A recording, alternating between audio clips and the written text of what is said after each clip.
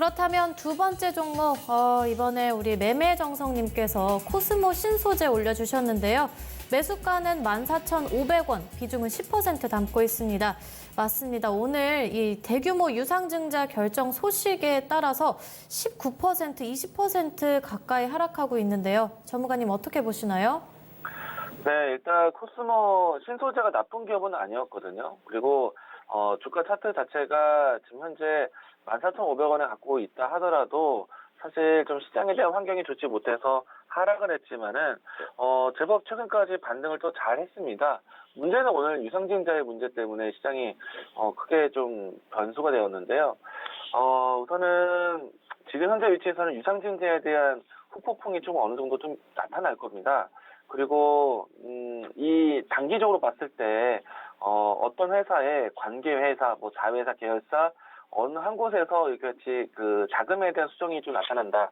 유상증자라든지 또 감자라든지 아니면은 액면분할 이런 것들이 나타나게 되면은 전체적인 계열사에 큰 영향 변수가 되는데 코스모 신소재 같은 경우에는 코스모화학, 코스모 신소재가 두 종목이 모두 동시에 이와 같은 주가 변화를 좀 만들었습니다. 일단은 코스모 화학 같은 경우에는 동시에 감자, 액면분할, 유상증자 통해서 뭔가 주가 개선, 이 체질 개선을 좀 만들겠다는 것인데, 물론 이제 그 과정은 다른 기업들 대비해서 자금난에 허덕이다가 증자를 통해서 자금을 회수하는, 자금을 모으는 그런 형태가 아니기 때문에 저는 충분히 어느 정도 시간이 지나면은 주가가 상당히 좀 정화되는 과정이 나올 거다라고 생각합니다. 코스모화, 코스모 신소재가 모두 다 향후에 좀 미래 먹고 될 수 있는 산업을 하고 있기 때문인데, 다만 오늘의 이 뉴스는 사실 상당히 실망스러운 뉴스죠. 그리고 좀 주주 입장에서는 좀 악재처럼 여길 수 있는 뉴스기도 합니다. 단기간에는 분명히 충격이 있어요. 근데 장기간은 좋거든요. 근데 이 종목을 정말 좀 단기적으로 들고 가기에는 손실폭에서 내가기가 좀 쉽지는 않으실 겁니다. 그래서 일정 부분 좀 반등이 나오면은 비중을 좀 관리했다가 나중에 다시 한번 오늘과 같은 증자에 대한 이야기들이 시장에서 평가가 그러니까 기간적인 평가가 좀 지나야지만 좀 발휘가 될 것인데, 적어도 한 3개월 있다가 좀 살펴보시는 게 좋지 않을까라고 생각합니다. 물론 모멘텀 자체는 괜찮아요.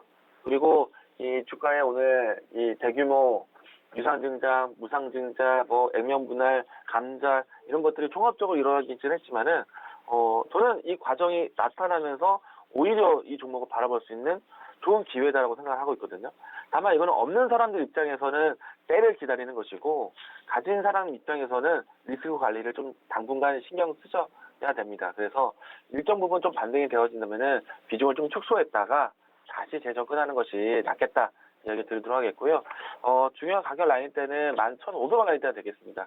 시장이 많이 흔들리기 때문에 지금 어떤 종목에 좀 리스크가 되는 종목들에 대해서 현금 확보하는 거는 나중에 이 현금이 황금이 될 수 있기 때문에 지금은 가능하면 리스크가 있는 종목들에 대해서는 현금을 좀 떼어오는 게 좋겠다라고 이야기 드리도록 하겠습니다. 장기적인 시간은 괜찮습니다.